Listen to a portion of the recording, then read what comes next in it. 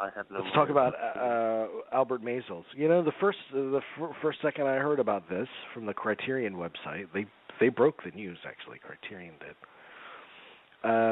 about his passing. I thought, you know, just last month we were saying, Dean, you got to get in touch with Albert Maysles so we can get an interview with him. Do you wish now that you had, man? We could have had the last interview. Oh. Of course. Oh, I mean, absolutely. Yeah. I just didn't. I kind of dropped the ball on that, but yeah. Well, great loss. You know, he still has. I guess he still has one movie in the pipeline that's going to be released, which I saw at the New York Film Festival called Iris. But there's two movies. Because he has another one as well. He was in post-production on a project that he said was his dream project called, I think this is right, called In Transit. Uh-huh. And so I would assume whoever's helping him edit that will just finish it, and that'll see the light of day too. Mm-hmm. Yeah. Well, he was absolutely one of the greats. He just won the president. Medal of Freedom. Yeah. From so in July. So and never won an Oscar. Never. I think he was they were nominated maybe twice for a couple of those movies about. Well, did he get he did get an honorary though? No. No? Never, didn't even get the honorary Oscar, which is... Holy shit. Wow. Which is just, the only documentarian to win an honorary Oscar is just recently won was D.A. Pennebaker. And I was like, God, they should have given it to Albert Maysles for sure. But... that's a crime. I mean, that's a crime in the scope of awards. I mean, just for Give Me Shelter, I mean, just for that alone, that's quite... I mean... I don't care who you are and what kind of music you like, but as far as musical documentaries go, I don't think I've ever seen something quite as powerful and shocking as Give Me Shelter. And it's just, wow. And, I mean, it's just one of those movies. Well, and I did watch a lot of interviews with him after his passing, relatively recent interviews, and just a very nice, congenial, gentle man. And he was, and he had a unique way of showing, you know, people call it cinema verite, and they use like the term fly in the wall approach, which he rejected, because he said, you know, I'm not just a lazy spectator in the movies I make, but he did. Allow the freedom for people to show, you know, what they really were, and at the same time, something like Great Gardens, he wasn't making fun of these people. He wasn't judging these people in a way that would make them vulnerable to public humiliation. Right. And the Great Gardens is a movie that inspired both a Broadway musical and a narrative film. And there's no other documentaries I can think of that did that. Can I ask a question, though, on a very important question about the actual documentary form? It's very important because he did not make himself part of the narrative of the documentary. He stayed out, and that seems to be something in the last 20 years that we have. I mean, Michael Moore, Morgan Spurlock, the documentarian has actually inserted himself or herself into the story, which is a big, you know. Well, he was not a fan of Michael Moore. You know what? And one of the, I think it was last year or something, he was talking to a press club or some event like that, and he was talking about, you know, we need to make movies about people connecting, about people loving each other, and humanity and compassion. And I'm not a fan of the gotcha stuff that Michael Moore and his ilk do. And his movies were marked by just that, by humanity, by the process of being human. And I think documentary filmmaking, all art at its essence, is that. Right. Yeah. Do you think we've lost something in the field because of when the film. Definitely do. I mean, it is something. It's something that comes into play. Do you guys remember? I guess it's 2006, 2007, a documentary called "Manufacturing Consent," or not, or something. Not. I don't know if that was the exact title, but it was about like filmmakers like Michael Moore putting themselves in the documentary, into the actual story, making themselves the star of the film, and how this was something that had I think it's Manufacturing Dissent. I'm sorry. Manufacturing Consent was the thing about it was Chomsky, which is a brilliant, yeah. brilliant documentary. Just absolutely brilliant and eye-opening.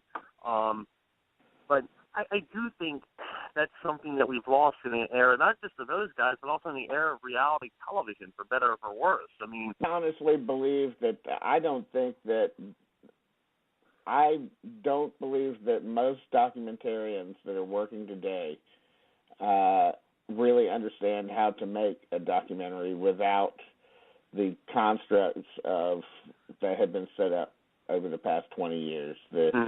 The animated sequences, the reliance on old 50s newsreels or whatever, the reliance on talking heads and so forth, and placards telling you who people are and stuff like that. That's something.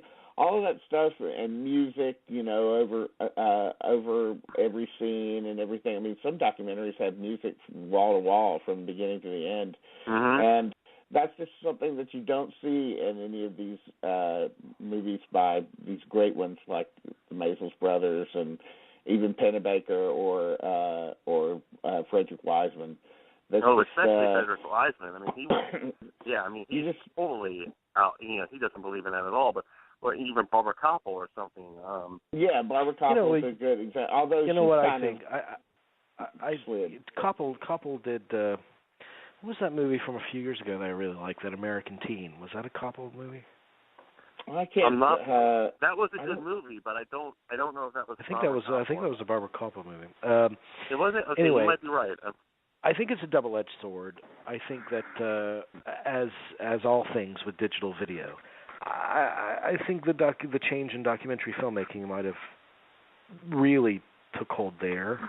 I mean, of course, there's Michael Moore making $100 million grossing documentary. I mean, that will be the tsunami of change more than anything else. But of course. But I think with the democratization, I mean, in one case, it's very good because people have unfettered access. They don't have to go out and rent a movie camera if they're near something that's happening. So we have more access to the world than ever before. But at the same time, it's producing a lot of, like Citizen4, like a lot of accomplishments that don't really hold much artistic merit. They're not really filmmakers. So yeah, I agree with that. I agree with that more than most people would think. But Maysles said, look, digital technology is great because it costs me $3 to fill a 2-hour tape or a 1-hour tape, and I can just shoot, and you don't know what moments of magical spontaneity will occur during that hour. Whereas film, I think the documentarians that started in film know how to capture those special moments and know what it means, what economy in filmmaking means. Be economical in your choices. Know what needs to be captured, and know when the right moment is. You're forced to when you're shooting on film. Yeah. Especially on a documentary budget. Let me ask you guys a question, though, about because we're talking about documentaries, and there was a time in the middle of the last decade where they really shot to prominence. They were being shown at art houses all over the country, Landmark or AFI or something. You had the AFI Silver Docs, which was very popular when it first started. There is a very important documentary opening up on Friday called Merchants of Doubt by the gentleman, Robert Kenner, who did Food Incorporated. And it's I think, about something that's very important about how should we say it, that anti-lobby that wants to tell you that climate change is fraud and food, nutrition, all this stuff is, fraudulent and is a lie and everything. I do think some of that, I know that, and they are partisan, they are biased and what have you, They're basically video op-eds, if you will. Yes, exactly. That is what they are. I mean, aren't they important though too to the conversation? Well, they or are. Are they not? I mean, because they make up the majority of documentaries now. Yeah. But that's another thing. Which one is more important to you? Maybe they're of equal importance. The issue or the humanity? So somebody like Maysles, even if he made a movie about Hitler, which he didn't, but if he were to have made a movie about Hitler, I think he would have tried to figure out Hitler's humanity. Well, Maysles never really worked on that basis of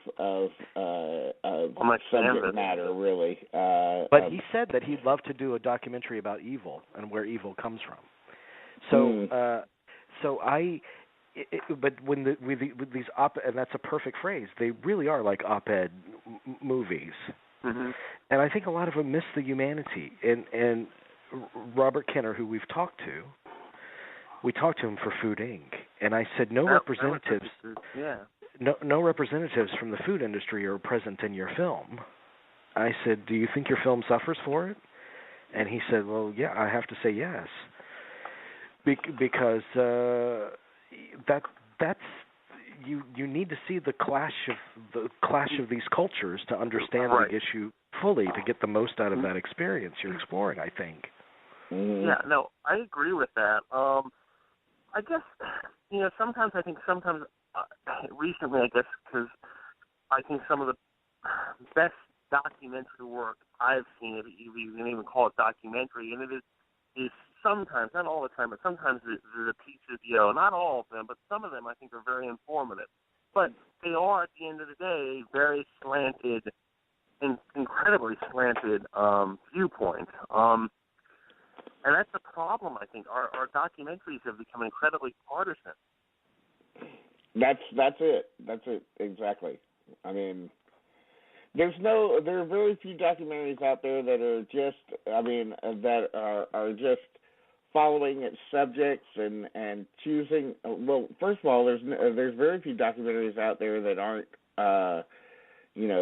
kind of political in nature.